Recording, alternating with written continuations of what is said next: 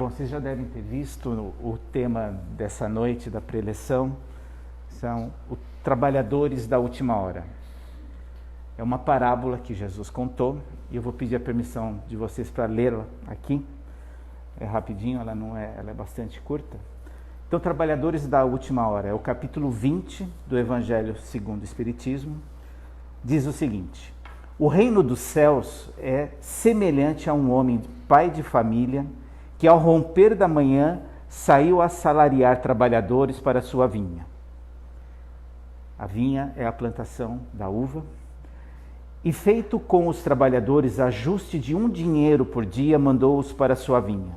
E tendo saído junto da 3ª hora, viu estarem outros na praça ociosos, e disse-lhes: ide vós também para a minha vinha, e dar-vos-ei o que for justo.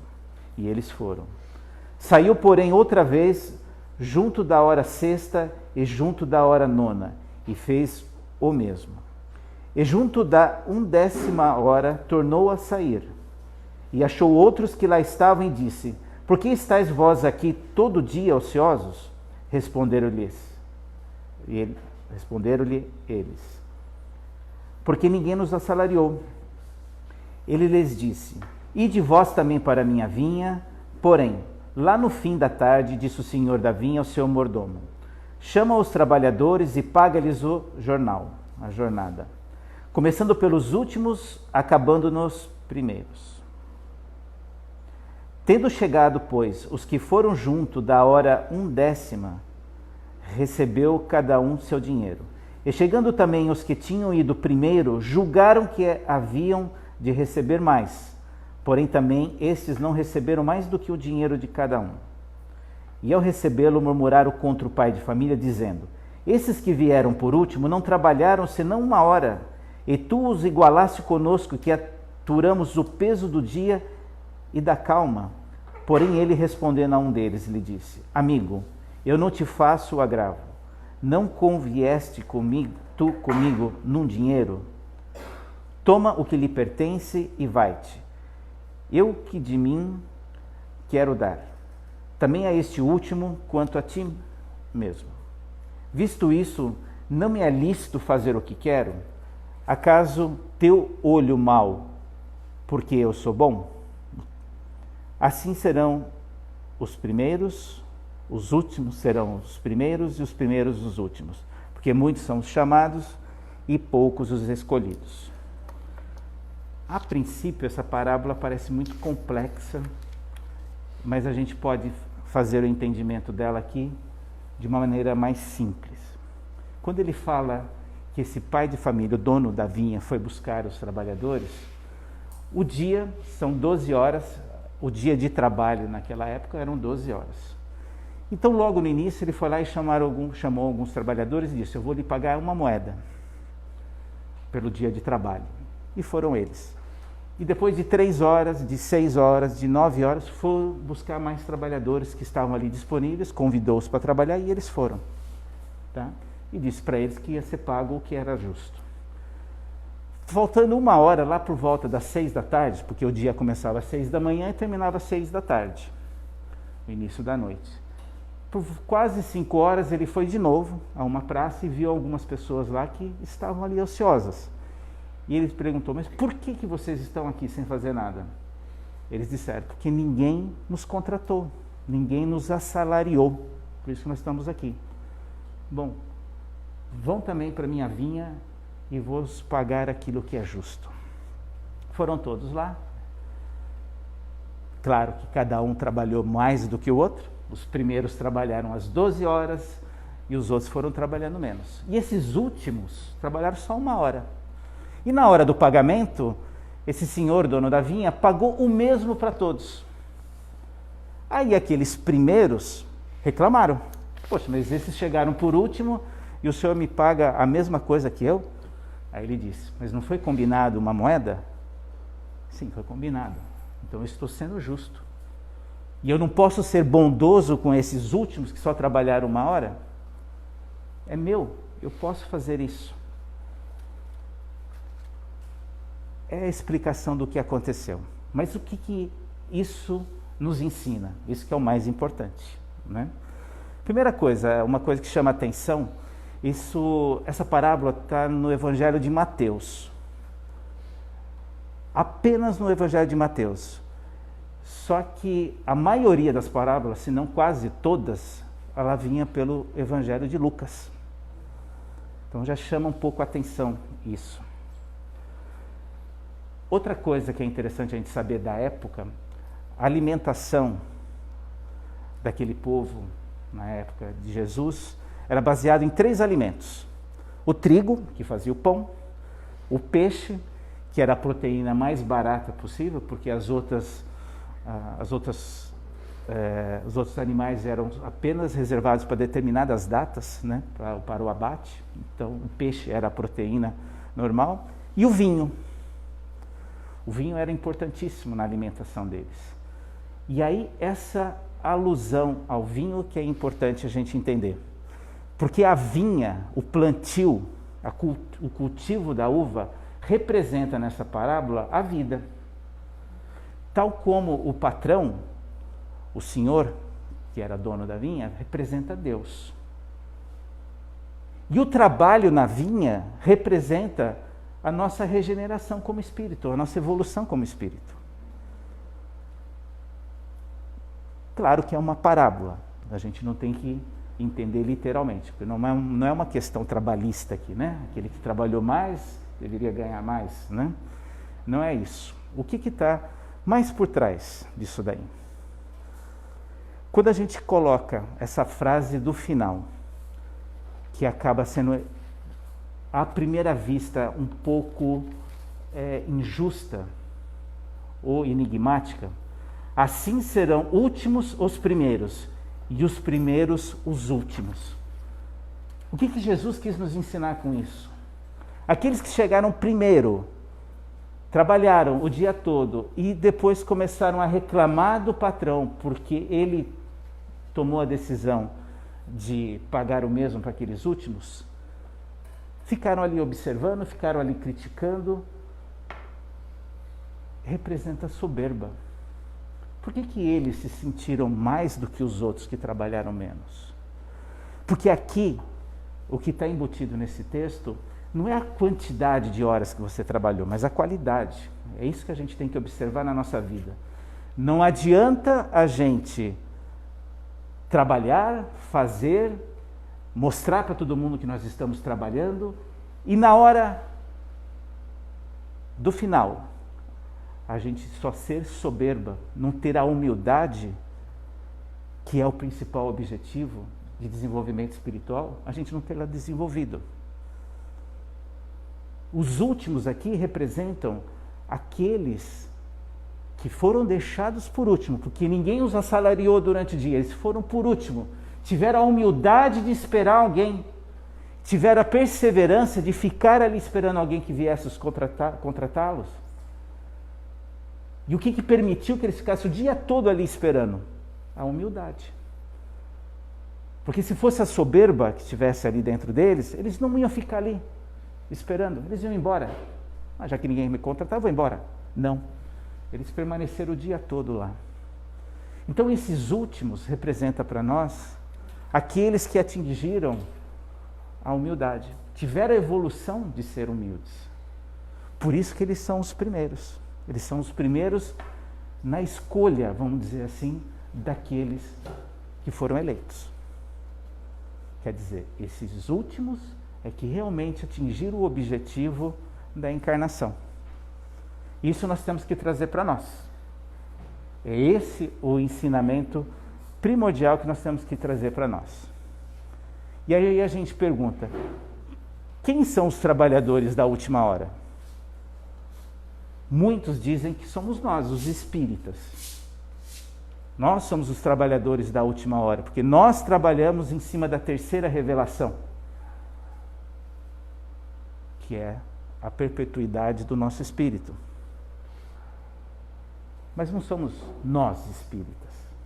Pode até ser que nós sejamos os trabalhadores da última hora, desde que nós sejamos bons trabalhadores. E ser um bom trabalhador não é requisito ser um espírita ou qualquer outra religião. É ser um bom trabalhador. E o que significa ser um bom trabalhador? São aqueles que fazem bom uso do seu livre-arbítrio, que utilizam o tempo dessa encarnação para trabalhar para o bem. E trabalhar para o bem, você tem que trabalhar para o próximo. Porque aquele que trabalha apenas para o seu próprio bem individual, ele não está exercitando as grandes virtudes as quais nós viemos aqui trabalhar. Aqueles que trabalham na obra do bem, solidariamente, sem inveja, sem interesse, que fazem o bem pelo bem, sem ficar esperando um benefício daquilo, esses sim são os bons trabalhadores. Esses são os últimos, que serão os primeiros. E a gente, como que a gente sabe se nós somos bons trabalhadores, se a gente está sujeito a ser eleito como esses últimos? A gente precisa fazer algumas perguntas para nós mesmos. Quando alguém nos ofende, qual é a nossa reação? De ira, de raiva, de querer revidar? Ou nós aceitamos aquilo humildemente, não assimilamos aquilo para nós, entendemos que aquela pessoa que está nos ofendendo deve estar passando por algum problema, alguma coisa? Qual que é a nossa reação frente a uma ofensa? Acho que é uma pergunta que a gente tem que fazer para nós mesmos. O perdão. Quem de nós conseguimos perdoar aquele que nos ofendeu, aquele que nos fez mal? É a outra pergunta que nós temos que responder. Se nós conseguimos perdoar, nós estamos no caminho correto, no caminho certo para ser os últimos daqui, da parábola de Jesus. Quanto tempo nós dedicamos ao próximo? Quanto das nossas ações podem ser classificadas como caridade? Caridade pura, sem o interesse de reconhecimento, sem o interesse de que os outros nos vejam com olhos de admiração. Aquela boa ação que eu faço sem ficar contando para ninguém.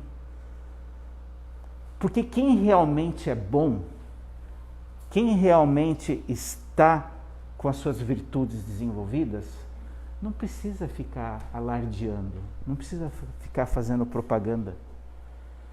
Um exemplo fantástico que nós temos, falamos nós temos, né, como espíritas, né, mas não é o termo mais correto, é Chico Xavier. Quão grande ele foi, quão grande foi a obra dele, quase 600 livros produzidos.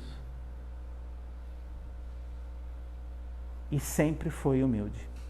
Nunca ele se exaltou. Aliás, ele nunca recebeu um centavo por esses livros, né?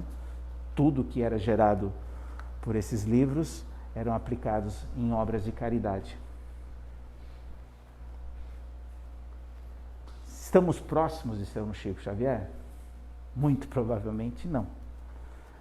Mas ele tem que ser o nosso modelo, ou um dos modelos, para que nós possamos direcionar os nossos passos para que nós sejamos os últimos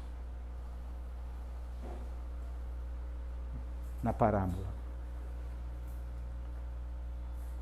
Quando nós seguimos o Evangelho,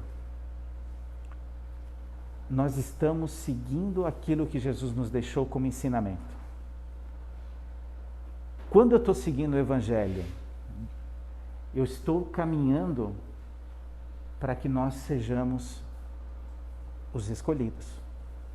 Então, todo mundo que está aqui ou que está na internet, se puder fazer essa reflexão hoje, antes de dormir, quanto que eu estou próximo ou não do Evangelho, dos ensinamentos de Jesus, da prática do amor, da prática da caridade, do perdão. Se nós chegarmos a uma conclusão e tenhamos que ser sinceros conosco.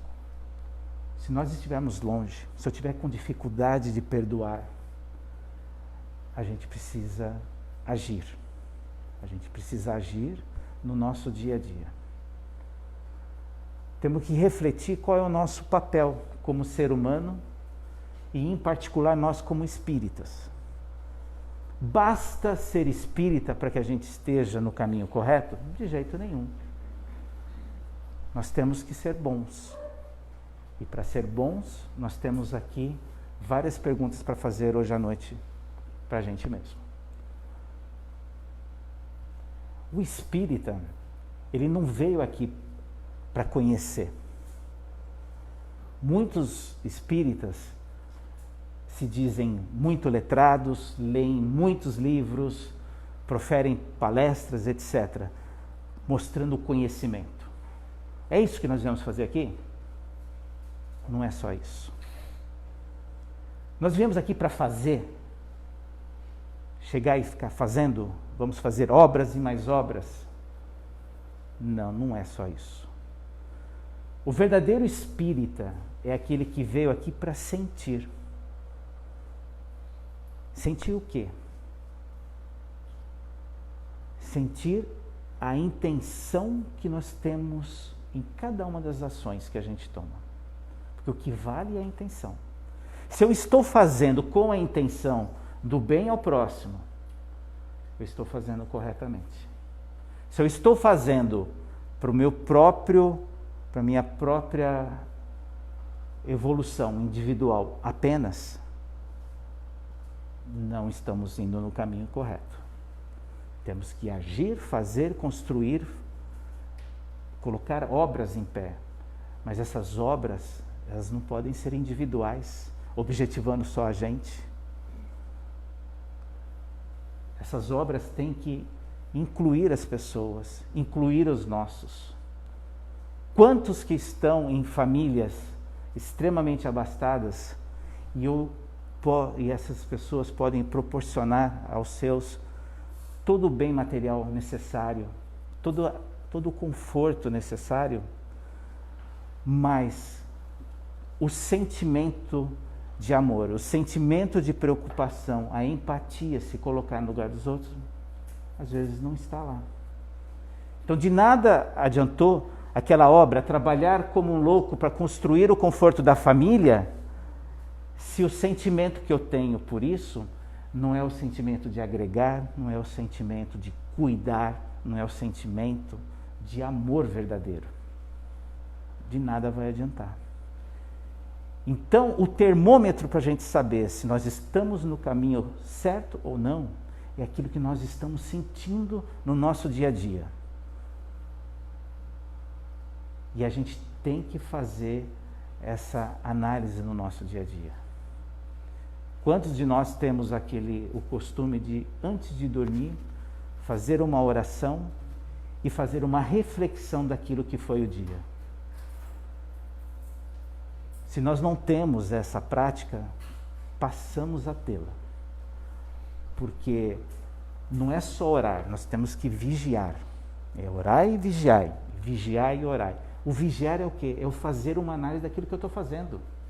Eu tenho que prestar atenção naquilo que eu faço. Eu tenho que prestar atenção na intenção que eu tenho naquilo que eu faço. Porque de repente a obra é bonita, mas eu estou fazendo aquilo com uma intenção não muito verdadeira, não muito nobre. Eu faço uma obra de caridade para que o meu nome seja estampado nas manchetes do jornal. Se eu faço isso, com certeza eu não estou fazendo com a melhor das intenções. Quando eu faço uma obra de caridade e eu fico no anonimato, aí sim a minha intenção é verdadeira, a minha intenção é do bem. Esse crivo, a gente tem que passar por ele.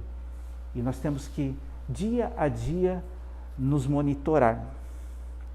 Nós temos que estar vigiando.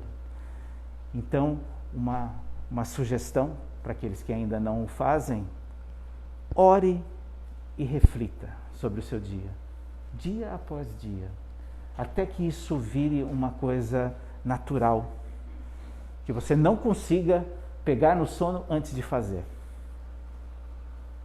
É mais uma tarefa, não é só escovar os dentes, não. A gente escova os dentes, deita na cama, ora e faz uma reflexão do nosso dia. Porque Deus é justiça e bondade ao mesmo tempo. Então nós temos que ser, se nós queremos seguir o caminho de Deus, nós temos que ser justos e bons ao mesmo tempo. Essa tem que ser a nossa busca. Porque muitos são chamados, mas poucos são os escolhidos. Todos nós já fomos convidados a ir ao reino dos céus, mas nem todos nós vamos conseguir nessa encarnação. Mas a gente tem a chance de conseguir. Estamos encarnados. Então o grande recado dessa parábola é que nós aproveitemos da melhor maneira possível essa encarnação. E aproveitar significa qualidade.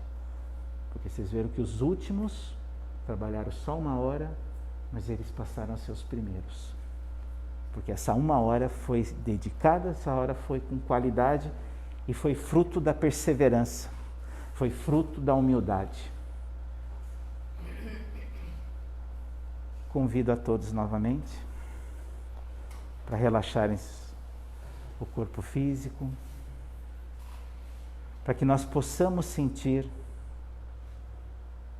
a luz que vem do alto, essa luz que penetra em todos os nossos chakras, nos trazendo a paz, serenidade, o equilíbrio necessários para que nós possamos continuar na caminhada do bem, de maneira evolutiva, de maneira a aproveitar da melhor maneira possível essa encarnação que nós temos, através da gratidão, através do trabalho ao próximo, da caridade, do perdão às ofensas. Que possamos, Senhor, a cada dia desenvolver cada vez mais nossas virtudes, dominando os nossos defeitos morais. Senhor, nos ajude a renovar a nossa fé, a nossa energia para trabalhar na seara de Jesus. Que possamos, Senhor, voltar sob a sua proteção para os nossos lares, para os nossos entes queridos. Que possamos amanhã acordar com a nossa fé renovada, com a nossa energia renovada, para que possamos continuar essa caminhada. Que assim seja. Graças à noite. Graças a Deus. Boa noite a todos.